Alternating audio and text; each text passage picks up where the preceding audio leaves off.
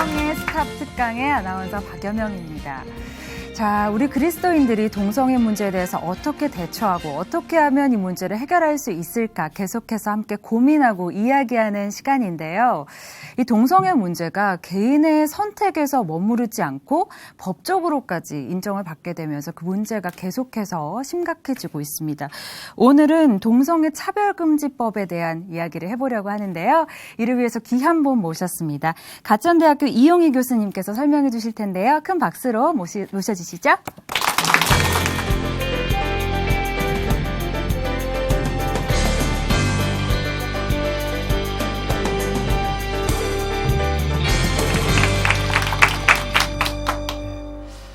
최근에 미국에서 동성애가 합법화됐습니다. 동성결혼이 합법화됐는데 연방대법원에서 5대4로 그렇게 참 아슬아슬하게 통과가 됐는데 이것이 이제 우리나라에도 큰 파장을 일으키고 있습니다.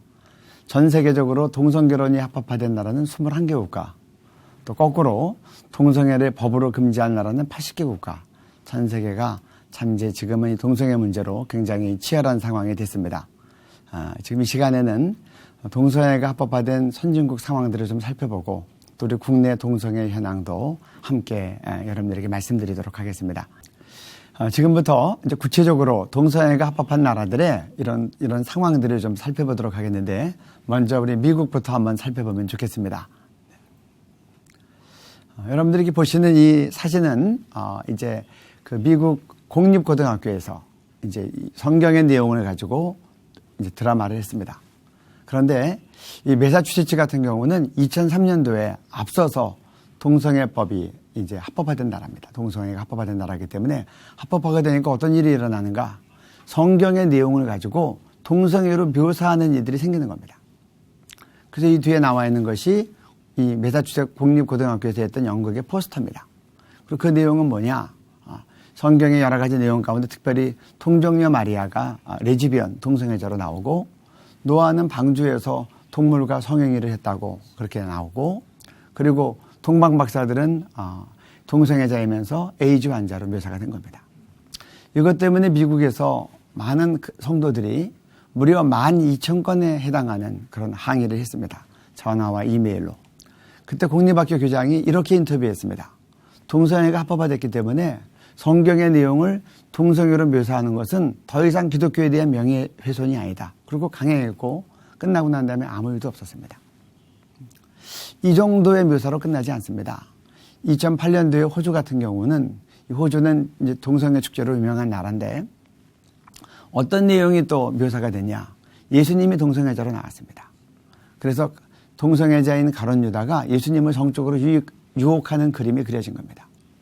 또 한 걸음 더 나아가서 예수님이 12제자 가운데 동성애자인 2명에게 동성결혼 주례하는 모습이 그려진 겁니다. 이것보다 더 참남한 경우도 많이 있는데 제가 차마다 말씀을 드릴 수가 없습니다. 그래서 정말 동성애가 합법화되면 많은 양상이 일어나는데 한 가지는 성경을 동성애로 묘사하기 시작한다. 그런 것들에 대해서 우리가 먼저 알고 있어야 되겠습니다.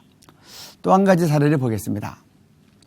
여기 뒤에 나와 있는 이 젊은 이 엄마가 어떤 경우냐. 이제 5살 아들을 매사추세츠주에서 유치원에 보냈습니다. 그런데 이 유치원에 갔다 온 아이가 그림 교재를 갖고 왔는데 보니까 그 안에 동성애 내용이 있는 겁니다. 그래서 이 크리스찬 부부가 이제 유치원에 가서 항의를 했습니다. 커리큘럼에서 동성애를 빼라. 유치원에서 못 빼겠다. 그러면 동성애 가르치는 날 얘기해달라. 그날에는 우리 아이를 유치원 보내지 않고 가정학습하겠다. 그랬더니 유치원에서 경찰을 신고했습니다. 경찰이 와서 이 남편을 수갑을 채워갖고 차에 태워갖고 가서 그대로 감옥에 집어넣은 겁니다. 그러니까 이 와이프가 너무 놀라서 인터뷰한 내용이에요. 그래서 나는 그들이 순식간에 그냥 그 자리에서 남편을 체포해가지고 가서 연행시키니까 너무 놀라서 내 앞에서 이렇게 수갑을 채워 끌고 가는 것을 보고 내가 정말 놀랐다. 큰 충격을 받았다. 그렇게 인터뷰하는 모습을 미국 교회에서 이것을 영상으로 계속 보여준 겁니다. 몇 년 전에 이제 동성애 합법화되는 것들 때문에 기도 제목으로 이렇게 돌았는데 그때 제가 봤던 영상이고 한 카트를 자른 겁니다. 여러분 동성애가 합법화되면 공교육에서 동성애를 배우는 그런 일들이 이제 벌어집니다. 그런 것들은 여러 가지 이제 사례를 통해서도 확인될 수 있습니다. 그 다음에요. 또 이렇게 보면 이거는 이제 지난 11월 달에 나왔던 뉴스인데 한번 좀 이 부분은 좀 읽어주시면 여러분들 좀 좋겠습니다. 네. 미 동성 커플 주례 거부, 180일 감옥형과 매일 $1,000씩 벌금. 미국 아이다호주는 목사가 동성 결혼 주례를 하든지 아니면 감옥에 가라고 판결하였다. 금요일에 동성 커플이 내 목사 부부에게 주례를 부탁하러 왔습니다. 넷은 정중히 거절했습니다. 넷 부부는 이제 180일의 감옥형과 매일 $1,000씩의 벌금을 그들이 동성 결혼을 주례해 줄 때까지 물게 되었습니다. 감옥형과 벌금이 주례를 거부한 사례마다가 아니라 거부한 날마다 부과됨. 네. 이게 작년 11월 뉴스입니다. 아이다호주도 동성애가 합법화된 주였습니다. 그런데 동성애자 부부가 커플이 와서 이제 주례를 부탁했을 때 정중히 거절했지만 고소하니까 1심 판결에서 180일의 감옥형과 날마다 $1,000씩 벌금이 부과되는 형을 내린 겁니다. 판결대로 한다면 감옥 가든지 아니면 동성결혼 주례해라. 우리의 어떤 신앙의 양심에 여지를 주지 않는 겁니다. 이런 사례들은 또 계속 있습니다. 네. 미국에서 제일 큰 감리교단이 UMC라는 감리교단이 있습니다. 올해 부활절 끝나고 나서 있었던 일입니다. 거기는 한 여자 목사님께서 자기는 이 동성결혼에 대해서 반대한다고 전통적인 남과 여의 결혼을 지지한다고 청원서를 해서 사인을 해가지고 연회로 보냈습니다. 그랬더니 그 연회에서 이 목사님을 제명 처분한 겁니다. 면직하고. 이게 올해 있었던 일입니다. 네. 지금 여러분들이 보시는 이 사진은 지난 3월 달에 제가 이렇게 언론에서 본 사진입니다. 여기 있는 그 두 양쪽에 있는 이 이제 여자분들은 레즈비언입니다. 두 분 다 배가 나왔습니다. 임신한 상태입니다. 사진 찍었습니다. 2010년도에 캘리포니아 주에서 동성 결혼을 했는데 여자끼리 사니까 아이를 가질 수 없죠. 그래서 그럼 우리 아이를 갖기 위해서 남자랑 같이 결혼하자. 그래서 가운데 있는 조나단이라고 하는 한 남자랑 이 두 여자가 동시에 결혼을 한 겁니다. 그러니까 이 결혼은 매우 특색이 있습니다. 동성 결혼 플러스 일부 다처가 되는 겁니다. 그래가지고 한 남자에게서 두 여자가 각각 아이를 낳습니다. 이게 바로 사진입니다.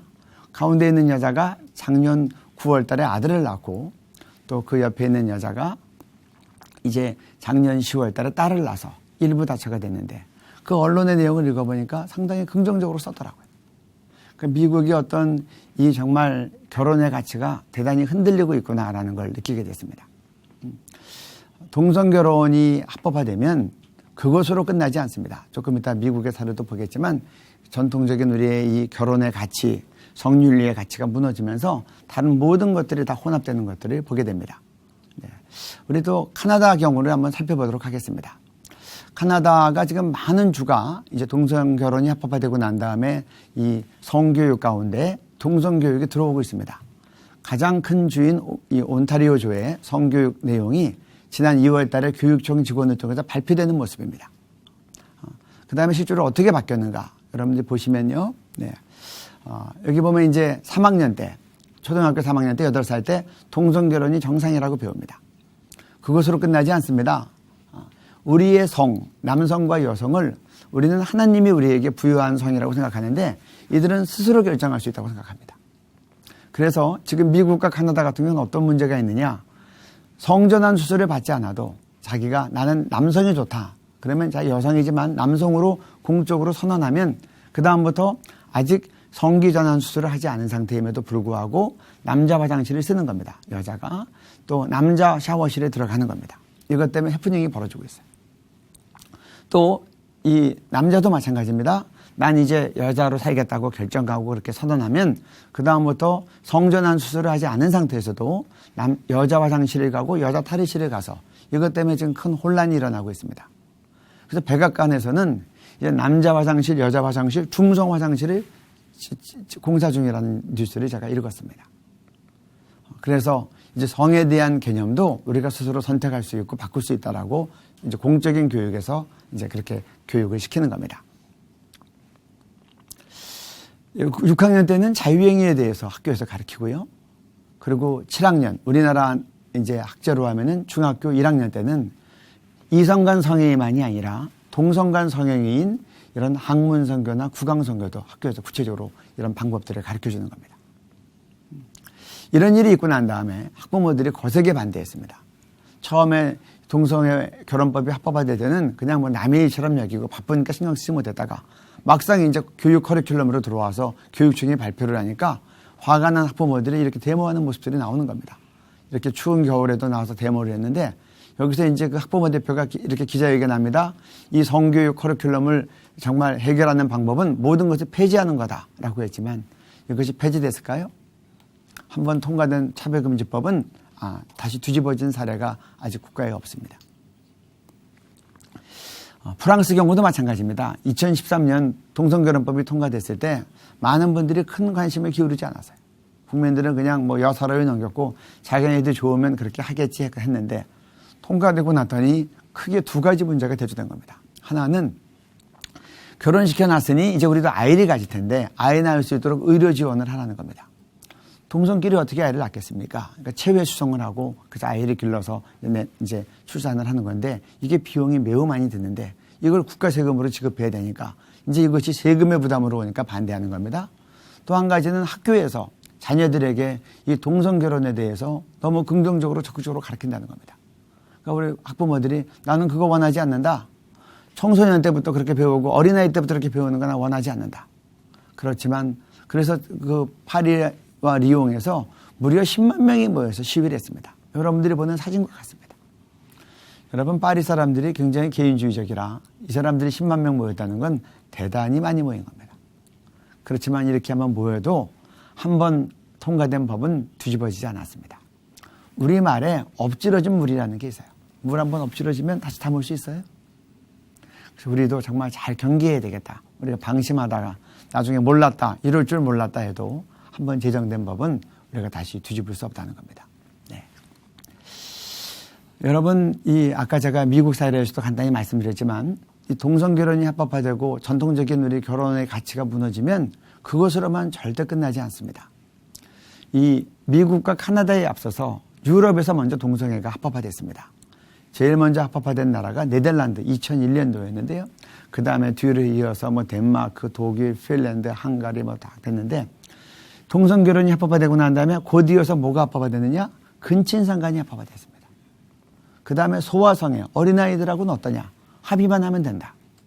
그 다음에 수관, 동물과의 성관계가 합법화된 겁니다. 아니 동성끼리도 관계하고 결혼하는데 왜 근친상간은 안 되냐? 내가 좋아서 하는데 왜 어린아이하고는 안 되냐? 내가 좋아서 하는데 내가 왜 동물하고는 못하냐? 그래서 합법화를 시킨 겁니다. 그랬더니 어떤 문제가 발생했느냐? 네덜란드, 덴마크, 독일, 헝가리 이런 나라들은 매춘이 합법화된 나라입니다. 그러니까 생각해 보십시오. 이런 것들이 합법화되면 어린아이 매춘도 합법화가 되는 거고 특별히 문제가 됐던 게 수관, 동물과의 매춘이 합법화가 된 겁니다. 이것 때문에 큰 문제가 야기됐습니다. 이것 때문에 나왔던 문제 때문에 나왔던 뉴스를 하나 제가 좀 여러분들에게 소개해서 읽어드리겠습니다. 인간과 동물 간의 성관계 수간 전국 덴마크. 올해 7월부터 처벌 아직도 더 있다. 동물 매춘. 한국에서는 생소하고 망측한 일이지만 유럽 국가에서는 이를 허용하고 있다는 보도가 충격을 주고 있다. 덴마크에서는 2011년 덴마크 윤리위원회가 동물의 특정 부위 외과 치료의 17%가 인간과 동물의 성관계를 통해 발생된 것으로 의심된다고 보고할 만큼 심각했다. 이에 많은 동물보호단체들이 덴마크 주정부에 지속적으로 항의해온 결과 지난 4월 동물복지법을 개정해 인간과 동물 사이의 성관계를 금지하는 법안을 통과시켰다. 올해 7월 1일부터 동물 매춘을 하면 처벌을 받고 재범은 2년 미만의 징역형에 처할 수 있다. 현재 헝가리, 핀란드, 루마니아, 네덜란드 등은 동물 매춘을 합법적으로 하고 있는 나라로 알려졌다. 국민일보 2015년 5월 13일. 정말 우리나라 사람들이 볼 때는 많은 충격이 됐는데 이미 유럽에서는 이게 이제 많이 보편적으로 퍼져나간 겁니다. 그래서 막 동물 매춘을 하니까 동물들이 말도 안 통하는 인간이랑 성관계를 갖겠습니까? 그러니까 꼼짝 못하게 묶어놓고 이렇게 성폭행을 하는 겁니다. 그러니까 많은 개와 동물들이 이것 때문에 상처를 받고 이제 이 수의과 병원으로 실려오는 겁니다. 수의과 의사들이 치료하다 보니까 무려 17%에 해당되는 동물들이 이런 동물 매춘 때문에 강제 성폭행을 당해서 이제 데미지를 받은 겁니다. 그러니까 이것을 갖다가 정부 당국에 고발한 겁니다. 동물 애호가들이 나와서 이제 막 이것 때문에 이제 주장을 하니까 그래서 덴마크에서 이제 동물 매춘 금지법이 발효가 된 겁니다. 그리고 동물 매춘을 할 경우에는 처벌하겠다. 재범일 경우에는 감옥에 보내겠다까지 그렇게 이제 형사처벌법이 만들어진 겁니다. 그러나 덴마크 이외의 다른 나라들에는 지금도 동물 매춘이 진행되고 있습니다. 좀 언론에 공개된 사진을 한번 보겠습니다. 이렇게 개가 네 다리가 다 묶이고 입이 묶여서 동물 매춘에 나간 개의 모습입니다. 또 보겠습니다. 네. 그리고 이제 이거는 이제 이 월간지에 나간 표지입니다. 이 아주머니는 자기 집 개를 데리고 나왔습니다. 표지에 영어로 이렇게 써 있습니다. 내가 왜 우리 집 개랑 결혼할 수 없나요? 이것이 월간지 표지로 나올 정도로 동물과의 관계가 이제 이렇게 많이 보편적이 됐다는 겁니다. 그 다음 사진에 보면 여러분들 이 서양 여자가 자기 집 개에게 턱시도를 입혔습니다. 자기는 웨딩드레스를 입고 이제 결혼식을 하고 결혼 키스를 하는 모습입니다. 제가 동물 매춘하는 그 기사랑 사진이 나왔을 때 이런 글을 썼습니다. 유럽 사람들한테 당신들은 우리가 보신탕 먹는다고 우리를 경멸했는데 그런 당신들은 개를 묶어놓고 강제로 성폭행합니까? 이게 선진국입니까? 잘 살면 윤리적인 나라입니까? 제가 그렇게 질문했어요. 여러분, 전통적인 하나님께서 주신 우리의 윤리의 기준이 무너질 때 단순히 동성결혼으로 끝나지 않는다. 이건 지금 선진국 사례에서 우리가 보여주는 겁니다. 지금 미국도 일부 다처를 주장하고 또 소아성애를 주장하고 다 우리의 권리다라고 하면서 지금 합법화 움직임이 굉장히 강하게 일어나고 있습니다. 그래서 우리가 잘 알고 좀 경계해야 될 부분입니다. 네. 이제 우리가 우리나라는 어떠한가? 우리나라 동성애 교육의 실황과 그리고 우리나라의 성윤리에 대해서 성 상황에 대해서 한번 좀 보도록 하겠습니다. 네. 우리나라 초중고 교과서에도 동성애 미화 교육이 많이 들어와 있습니다. 그래서 대부분 성도님들은 본인이 학교 다닐 때 그렇게 안 배웠기 때문에 신경을 별로 쓰지 않습니다. 그러나 실질적으로 이미 뭐 Y라는 만화책에서도 그렇고 많은 초중고 교재에서 이미 이런 부분이 들어와 있다. 여러분들 사례를 보시면 이렇게 각종 교과서들마다 그 미화했던 내용들과 정당하게 표현했던 내용들이 기술되어 있습니다. 우리나라는 동성애 차별금지법이 통과되지도 않았고 동성결혼이 합법화되지도 않았는데도 벌써 이와 같이 영향을 주고 있다는 겁니다. 왜 이런 것들이 이제 생겼을까? 또 우리가 또 한 가지 한번 생각해야 될 부분은 이제 국내의 에이즈 환자에 대한 숫자입니다. 우리나라 같은 경우에는 이 동성애에 대해서 이제 미화하는 교육과 이런 정책들이 막 번져나가면서 비례해서 이 에이즈 환자들이 늘어나기 시작했습니다. 저희 나라는 90년대까지만 해도 전 세계적으로 에이즈 청정국이라고 할 수 있을 정도로 에이즈 숫자가 굉장히 적었습니다. 국민소득에 비해서. 사실 모범적인 국가였습니다. 근데 매우 불명예스럽게도 2013년도에는 동성애자가 10,000명을 돌파해서 에이즈 확산 위험 국가로 지정이 됐습니다. 여러분들이 여기서 이제 보시면 좀 느끼겠지만요. 여기 대표적인 것이 2001년이 하나의 기준이 됩니다.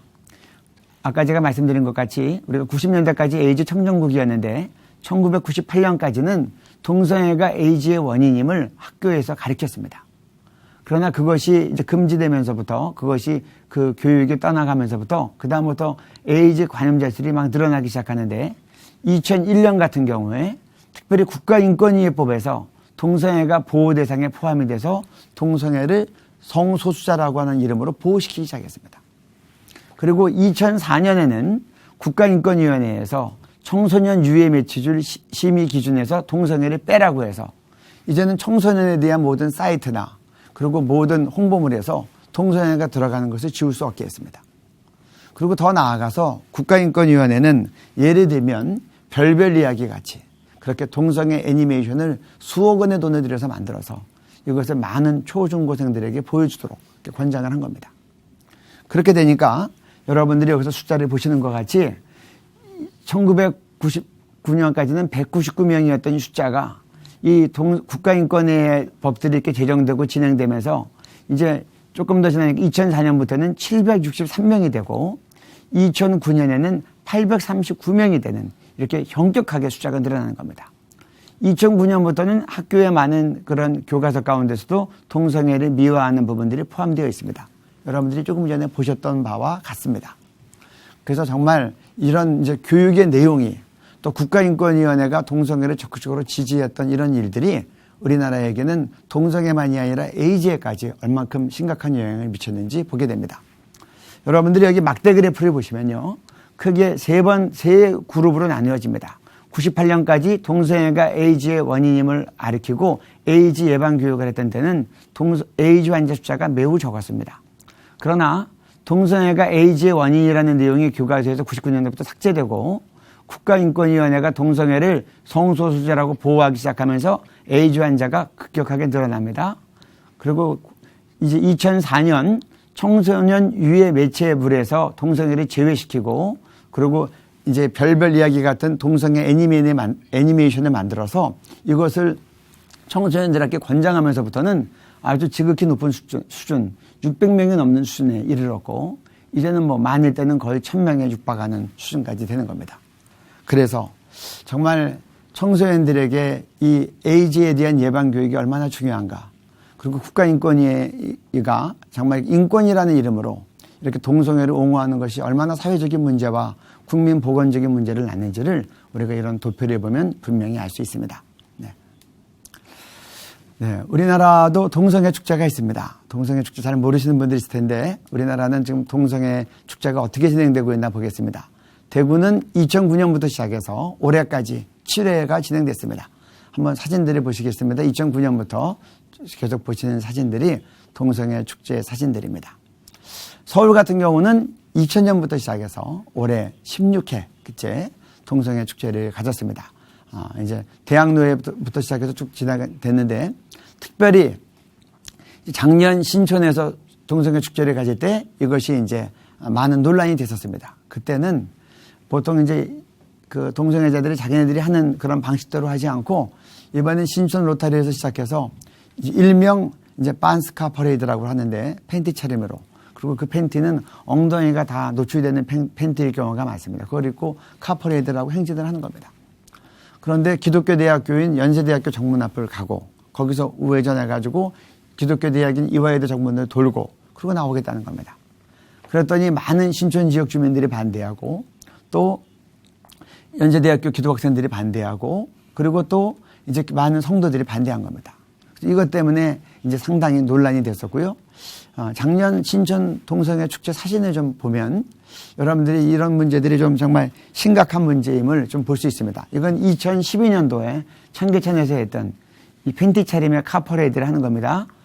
이거는 2013년도 홍대 앞에서 있었던 팬티 차림의 카퍼레이드입니다.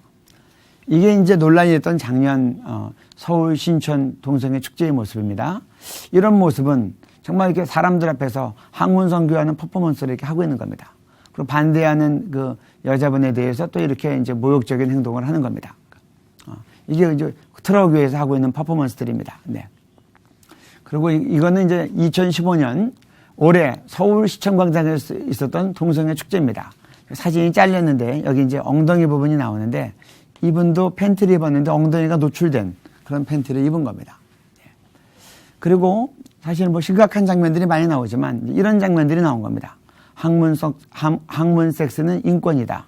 정말 좋단다. 이렇게 하는 참가자들이 있었고요. 또 참가자 전체에게 부채를 나눠주는데 동성애를 연상하게 하는 매우 선정적인 그런 부채를 나눠주고 또 정말 여기다 다 이렇게 여러분들에게 보여드리기 민망한 그런 많은 장면들과 내용물들이 전시되고 또 홍보됐었습니다. 이번에 서울시청광장 축제 때문에 많이 논란이 됐던 거는 서울시청광장 사용 준칙에 의하면 음란 내용은 공연하지 못하도록 되어 있습니다.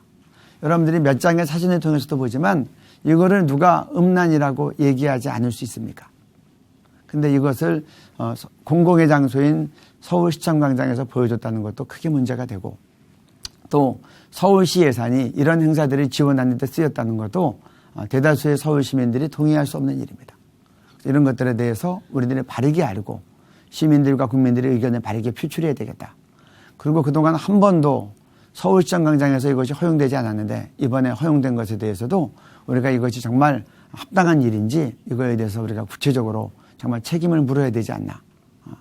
민주주의 사회는 어떤 때는 소리치는 사람이 끌고 가는 사회일 때가 많습니다. 그래서 올바른 말을 바르게 해서 우리의 시정이 바르게 될 수 있도록 그렇게 우리가 해야 되겠다 생각합니다. 네. 이제 이 동성애와 이 에이즈와의 이런 피해에 대해서 한번 좀 살펴볼 텐데 동성애와 에이즈와는 어떤 연관성이 있고 또 에이즈는 우리에게 국민 보건과 또 경제적인 면에서 어떠한 이제 영향력이 있는지 한번 살펴보도록 하겠습니다. 네. 여기 이제 표를 보시면, 네. 우리나라는 2013년도에 에이즈 감염자 수가 10,000명을 넘어서 공식적으로 에이즈 확산 위험 국가로 지정이 됐습니다. 에이즈 감염자가 10,000명을 넘으면 그다음부터는 신규 감염자가 기하급수적으로 증가합니다. 왜냐? 동성애자들은 또 에이즈 감염자들은 일반적으로 성 파트너가 매우 많습니다. 미국의 통계에 의하면 이 동성애자들의 50% 이상이 50% 정도가 평생의 성 파트너가 500명이 넘는다라고 하는 보고 자료도 있습니다. 그러니까 이제 10,000명이 넘어서면 누가 어떻게 하다 에이즈균이 전염될지 모르기 때문에 국민 모두가 다 성관계를 할 때 조심해야 된다라고 하는 사인으로 에이즈 확산 위험 국가라고 하는 그런 지정이 있는 겁니다. 우리나라는 지난 10년 동안에 에이즈 감염자 수가, 신규 감염자 수가 4배나 증가했습니다. 신규 감염자 수가 해마다 걸리는 사람 숫자가요. 전 세계적으로 에이즈 환자 숫자가 좀 줄어가고 있는 추세입니다. 근데 우리나라는 바른 예방 교육을 하지 않고 동성애와 에이즈 상관관계에 대해서 얘기하지 않게 했더니 이와 같은 결과가 난 겁니다. 특별히 지난 14년 동안에 청소년 신규 감염자 수는 어느 정도로 증가했냐. 2000년부터 계속 증가 추세였는데 2000년과 2013년에 비교해보면 무려 26배가 증가한 겁니다. 이거 정말 심각한 문제다. 가출 청소년들 같은 경우에 남학생 같은 경우에 그 수입을 조사를 했더니 그중에 15.4%가 성매매를 통해서 돈을 벌었다고 되어 있습니다. 남자 아이들이 청소년들이 성매매를 했다면 뭘 의미하는 겁니까? 그중에 대다수가 이 학문 선교를 통해서 돈을 벌었다는 겁니다.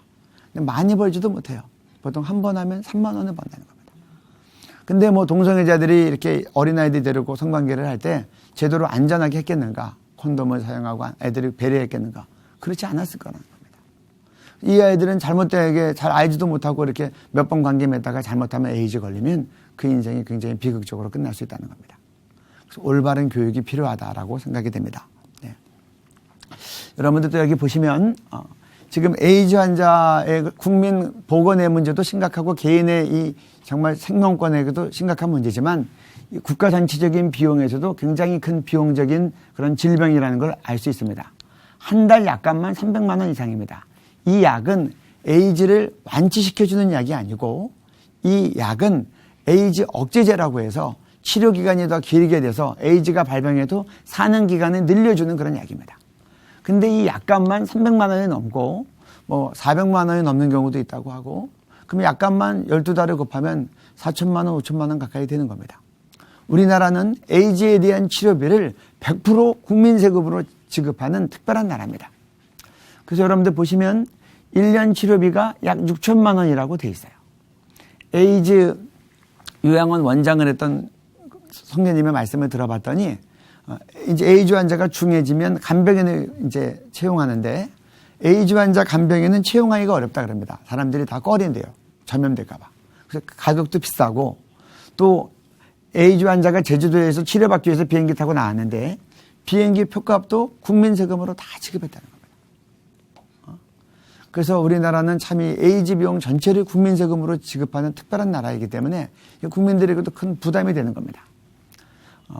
국민일보 기사 7월 9일자에 의하면 1년 치료비가 약 6천만 원으로 계산이 됩니다. 그럼 1인당 평생 치료비가 약 6억 원이 되는 겁니다. 에이즈 억제제를 먹어서 치료 기간이 늘어나면 더 늘어나게 됩니다. 에이즈 환자가 10,000명일 때는 6조 원, 10만 명이면 60조 원이 되는 겁니다.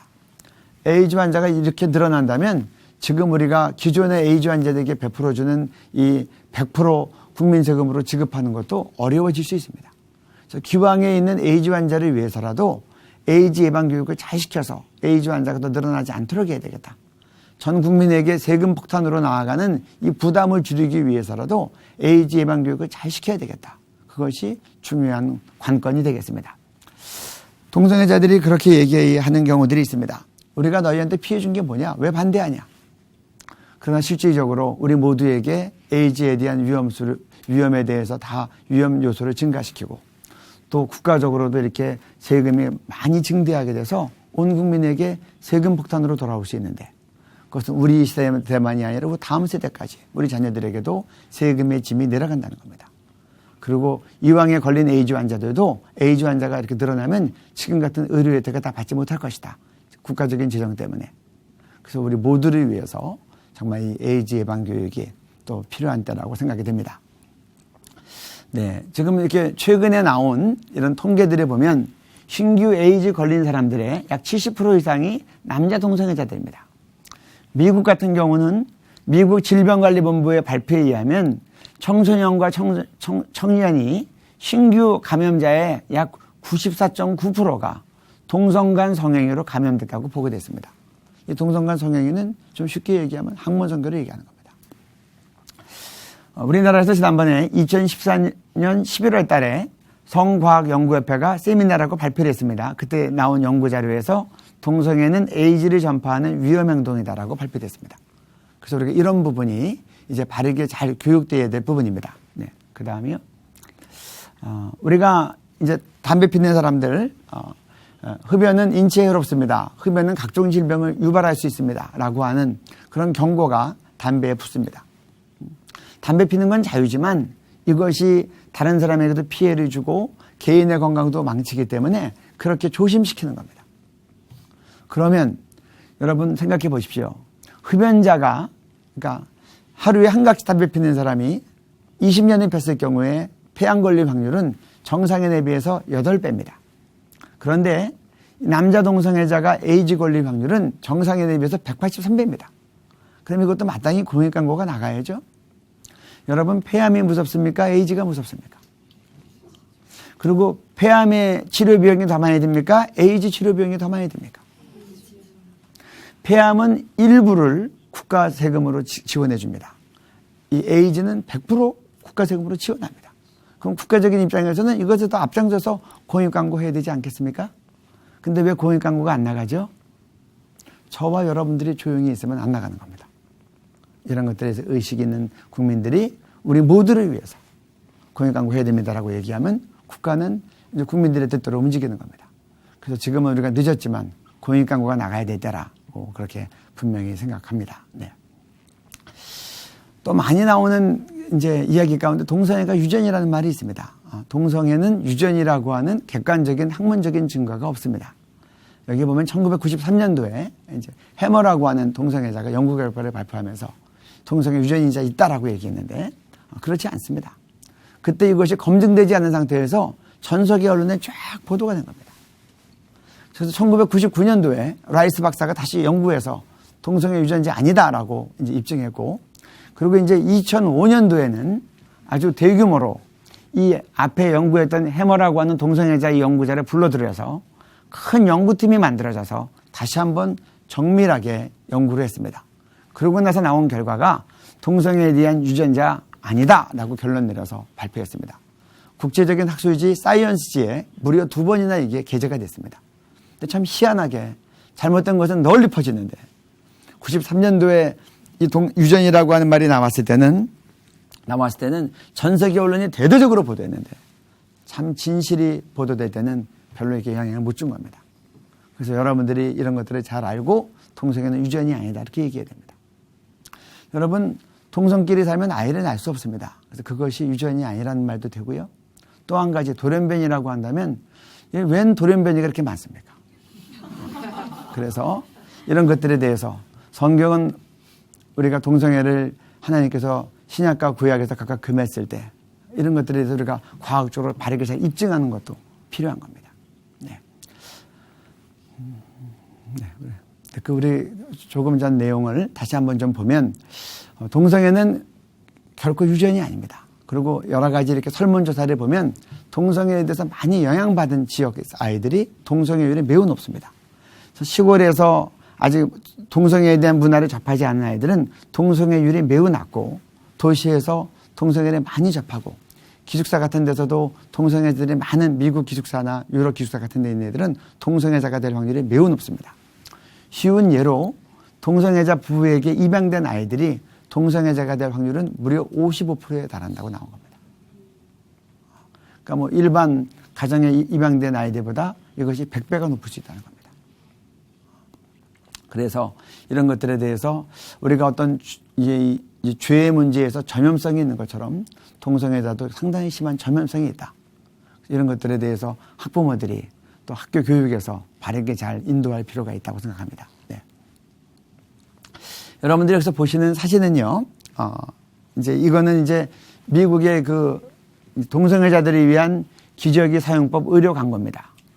이분들이 이제 남자들 같은 경우는 항문 선교를 하니까 이 항문 괄약근이 이게 파열이 돼서 수축이 잘 안 되니까 치질 환자들이 피가 새는 것처럼 변과 피가 이렇게 새는 겁니다. 그래서 이분들이 이렇게 항문 파열로 인한 변실금 때문에 보통 여자들이 사용하는 것 같은 삽입형 생리대와 기저귀를 사용하는 겁니다. 그래서 이것이 미국에서 기저귀 사용법 의료 광고 나가는 것을 한 장면을 이렇게 보여드린 겁니다. 우리 그 다음에 또 보시겠습니다. 네. 많은 사람들에게 알려진 대표적인 우리 연예인 홍모 씨가 있습니다. 이분이 이제 작년에 KBS 그 인터뷰에서 이런 얘기를 했습니다. 내가 중고등학교 시절에 남자 선배들과 300명 이상과 성관계를 했다. 아까 제가 동성애자들이 성파트너가 매우 많다고 하는데 이런 것들을 봐도 우리가 유추해 볼 수 있습니다. 그런데 이분이 이런 얘기를 했어요. 내가 하루에 12번에서 15번 변을 본다. 한 번 변을 보는데 소요 시간은 약 10분씩이다.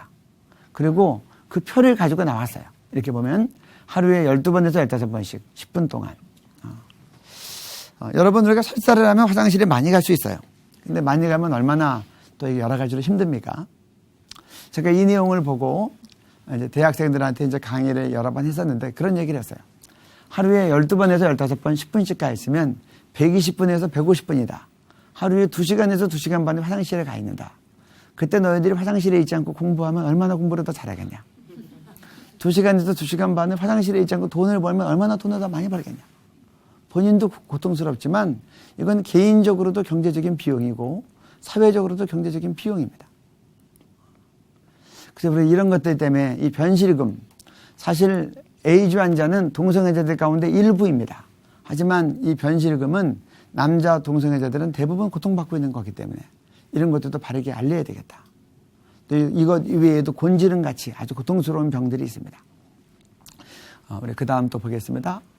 여기 보시면 이제 이거는 에이즈 요양원에서 이제 이 환자가 나오고 옆에 있는 분이 같이 인터뷰하면서 걸어가는 모습인데 여러분 여기 환자복 뒤에 보면 빨간 피가 묻어 있습니다.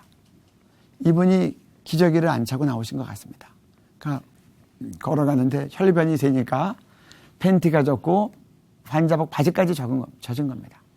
이것이 정말 변실금으로 고통받는 이런 이제 에이즈 환자들의 모습을 이야기합니다. 그러나 이것이 너무 이 동성애도 중독성이 강해서 한번 여기 들어가면 정말 빠져나오기가 어렵다고 그래요. 그래서 도박하는 사람들이 도박 안 하겠다고 손가락을 하나 끊고도 또 도박을 하고 마약이나 알코올 중독자들이 벗어나기 어려운 것처럼 이것도 심각한 성중독이라고 생각이 돼서 정말 바르게 그리고 정말 기도하면서 회복될 수 있도록 정말 좋은 동성애 치유 프로그램을 만들고 그 부분을 섬기는 많은 이 성도들과 교회의 노력이 있어야 되겠다 그렇게 생각합니다. 이와 같은 많은 질병들과 신체적인 어려움들이 있기 때문인지 보통 동성애자들의 이 평균 수명은 약 25년에서 30년이 짧습니다. 이거에 대해서는 많은 연구 결과들이 있습니다. 그리고 자살률도 매우 높아서 일반 성인들은 자살률이 일반인보다 3배가 높고 청소년들은 4배가 높습니다. 또 말씀드린 것 같이 동성애자들의 이제 또 아이가 없으니까 아이를 입양해서 기른다고 하는데 남자 아이 엄마 밑에서 크는 아이의 인권은 어떻게 되겠는가? 여러분 어린아이가 어머니의 모성애 가운데서 커야 되는데 그런 것들도 우리가 생각해 봐야 된다고 생각합니다. 네. 그러니까 에이즈에 대한 부분을 한번 좀 요약해 보면요. 전 세계적으로 에이즈로 죽어가는 사람은 약 해마다 150만 명이 됩니다. 그리고 우리나라는 출산율에도 문제가 있습니다. OECD 국가 가운데 최하인데 부부 2명당 약 1.2명을 낳습니다. 동성결혼의 문제는 출산율의 문제도 언급이 되고 노동력의 감소로 국가 경제까지 몰락하게 된다. 이렇게 됐습니다. 특별히 아프리카 나라들이 심각했습니다. 에이즈로 인하여 20년 동안에 무려 2,500만 명이 아프리카에서 죽은 겁니다. 30, 40대의 두 부부가 다 죽어서 고아가 된 아이들만 2천만 명이 넘는 겁니다. 그러니까 국가 경제까지 심각하게 피해를 본 것이 아프리카 사례였습니다. 아까 제가 말씀드린 것 같이 동성애자 커플들에게 입양돼 기른 아이들 가운데 동성애자가 될 가능성은 55%입니다. 또 백인 남성 동성애자는 약 50%가 500명이 넘는 성 파트너를 가지고 있다고 그렇게 되어 있습니다. 네, 그다음 이거는 동성애자로 살았다가 전향한 분의 어떤 양심 고백입니다. 이거에 대해서 한번 좀 읽어드리도록 그렇게 하겠습니다. 네. 동성애자는 과연 행복한가? 내 나이 60이 넘었는데 과거 내가 알고 있던 동성애자들은 대부분 죽었거나 병들어 있습니다. 5, 60이 된 사람들이 아직도 거리에서 술과 섹스로 지내고 있으며 대부분 에이즈나 B형, C형 간염에 걸려 죽음의 날들을 살고 있습니다. 그들에게는 돌아갈 가족도 없고 직장을 얻을 수도 없으며 거리에서 술과 약물과 섹스로 살다가 죽어갑니다. 그것이 인권입니까? 동성애자에서 전향한 이모 씨. 네. 우리 계속해서 좀 다른 나라 사례도 좀 살펴보면 좋겠는데요. 네. 우리 여기 보면 또 어떤 분들은 이렇게도 이야기합니다. 왜 교회가 이 동성애에 대해서 이렇게 유독 난리를 치냐. 그런데 여러분 잘 생각해 보십시오. 우리 교회는 사실 동성애 때문에 난리치지 않았습니다. 교회가 이거에 대해서 정말 이제 경각심을 가지고 일어난 것은 2007년도에 이 차별금지법이 시작됐을 때 이것 때문에 처음으로 이제 교회가 일어나서 동성애 차별금지법은 안 됩니다라고 그렇게 얘기한 겁니다. 왜 우리가 동성애 차별금지법은 안 됩니다라고 얘기하냐고 하면 여기에는 단순히 동성애 죄라고 얘기하면 형사처벌을 하고 벌금을 내리고 그리고 이런 문제들이 있기 때문에 이것만큼은 안 됩니다. 여러분 생각해 보십시오. 낙태가 합법화됐을 때도 교회가 유감스러웠고 이건 올바르지 않다라고 얘기했지만 이렇게 나서서 법을 막거나 그러지 않았습니다. 또 간통죄가 폐지됐을 때도 이것은 옳지 않다고 했지만 그것 때문에 교회가 나서서 법을 막지 않았습니다. 왜냐하면 개인의 책임의 문제고 교회가 간통은 죄다, 낙태는 죄다라고 얘기할 수 있었고 낙태는 죄라고 얘기해서 감옥에 끌려가지 않았습니다. 교회 문 닫으라고 판결 내리지 않았기 때문에 그렇습니다. 그러나 지금 이 동성애 차별금지법 같은 경우는 동성애에서 죄라고 얘기하면 감옥에 보내거나 벌금을 내게 하고 그리고 또 교회가 동성애자들이 결혼식장으로 쓰겠다고 해서 허락하지 않으면 교회에 벌금을 내리는데 가중 벌금을 내려서 계속해서 벌금이 올라가니까 결국은 이제 동성애자들이 결혼식장으로 사용할 수밖에 없게끔 만드는 이런 법은 악법이고 이것은 성경에 대치될 뿐더러 우리의 신앙을 이제 말살시키기 때문에 이 법에 대해서는 반드시 막아야 되겠다. 이것이 통과되면 제2의 신사참배가 될 수 있다. 그렇게 생각하는 겁니다. 네. 여러분 동성애 차별금지법이 통과되면 어떻게 되는가? 쉽게 얘기하면 동성애를 죄라고 얘기하는 성경책은 불법한 책이 되는 겁니다. 두 번째로 동성애는 죄라고 성경대로 가르치는 교회는 불법 집단이 되는 겁니다. 다 형사처벌을 받는 겁니다. 세 번째로 우리 자녀들이 학교에 가면 나중에 성교육 시간에 동성간 성행위를 배우는 겁니다. 여러분들 잘 알고 있다가 이거 막을 수 있을 때 분명히 막아야지. 나중에 몰랐다고 해도 이미 엎질러진 물 다시 담을 수가 없는 겁니다. 네. 영국에서 이 동성애를 막기 위해서 온 힘을 다했던 안드레아 윌리엄스라고 하는 이제 변호사가 지난 3월 달에 한국에 나왔을 때 참 절규하듯이 메시지를 외쳤습니다. 그때 이런 말들을 하셨습니다. 첫째 뭐라고 했냐. 영국 교회가 동성애 가운데 어떻게 무너졌는지를 잘 보시고 한국 교회는 부디 승리해 주십시오. 동성애법에 무릎 꿇지 말고. 그래서 쓰러진 유럽 교회와 영국 교회에 위로와 소망과 격려가 되어 주십시오. 두 번째로 이런 얘기를 했습니다. 예전에는 우리가 당신에게 선교사를 보냈는데 이제는 한국이 영국에 선교사를 보내주십시오. 그리고 세 번째로 이렇게 얘기했습니다. 유능하고 충성된 일꾼들은 선교사로 내보내지 말고 동성애 차별금지법으로부터 한국교회를 지키게 하십시오. 이 법을 못 막으면 교회가 몰락하고 교인들은 떠나가고 그렇게 되면 교회 예산은 줄어들고 파송했던 2만 7천 명 선교사들도 다 한국으로 철수해야 됩니다. 마지막으로 이렇게 얘기했어요. 자기가 동성애 막다가 동성애자들한테 고발당해서 벌금이 1억 4천만 원이 나왔습니다. 지금 내가 돌아가면 곧바로 법정에 다시 서야 합니다. 여러분 한국교회가 이 영국 변호사의 말씀을 잘 경청해야 됩니다. 어리석은 사람은 한 번 한 실수를 반복합니다. 보통 사람은 한 번 한 실수를 다시 하지 않습니다. 지혜로운 사람은 남이 한 실수를 보고 자기는 하지 않습니다. 한국 교회는 지혜로워야 되겠습니다. 마지막으로 제가 아프리카 경우를 하나 말씀드리고 이제 얘기를 마치려고 합니다. 아까 말씀드렸지만 서두에 동성애를 반대하는 나라는 훨씬 더 많습니다. 어떤 나라들인가?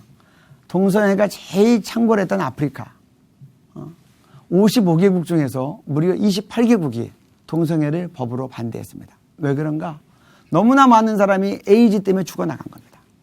대표적인 나라가 우간다입니다.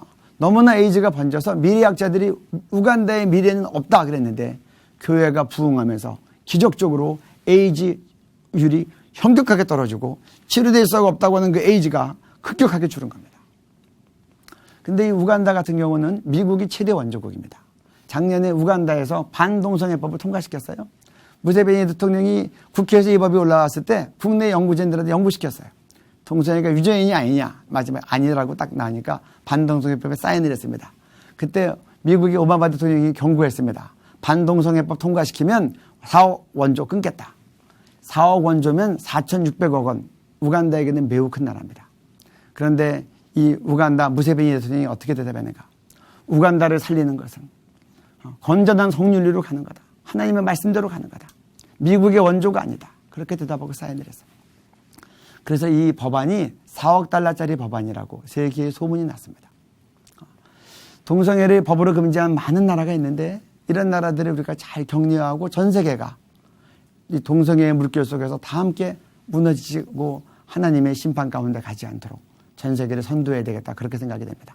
지금 저는 한국은 시기적으로 매우 중요한 또 부르심 가운데 있습니다. 서구로부터 밀려오는 이 동성애의 물결을 막는 방파제가 되어야 됩니다. 오히려 서구 교회들을 격려하고 다시 세우는 역할을 해야 됩니다. 그리고 동성애를 반대하는 80개 국가들을 우리가 잘 격려하고 그리고 동성애로부터 이 법으로 반대했기 때문에 받는 압력으로부터 잘 지켜줘야 됩니다. 그래서 전 세계를 성결함으로 진리 가운데로 인도하는 열방의 빛이 되어야 되겠다. 그렇게 생각합니다.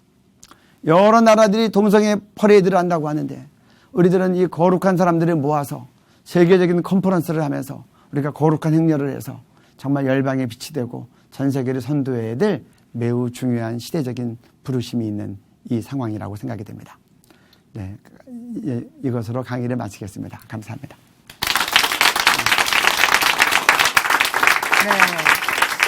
동성애 차별금지법이라고 하면 우리도 사실 많이 듣고 사실 많이 고민해봤던 그런 개념이잖아요. 그런데 정확하게 뭐가 문제인지 이게 뭔지 궁금하셨던 분들 많으셨을 것 같은데 그런 약간 가려운 부분을 긁어주시는 그런 시간이 아니었나 싶습니다. 다음 주에도 계속해서 이용희 교수님 모시고 시간 이어갈 텐데요. 기대 많이 해주시기 바랍니다. 오늘 순서는 여기까지입니다. 함께해 주신 여러분 고맙습니다.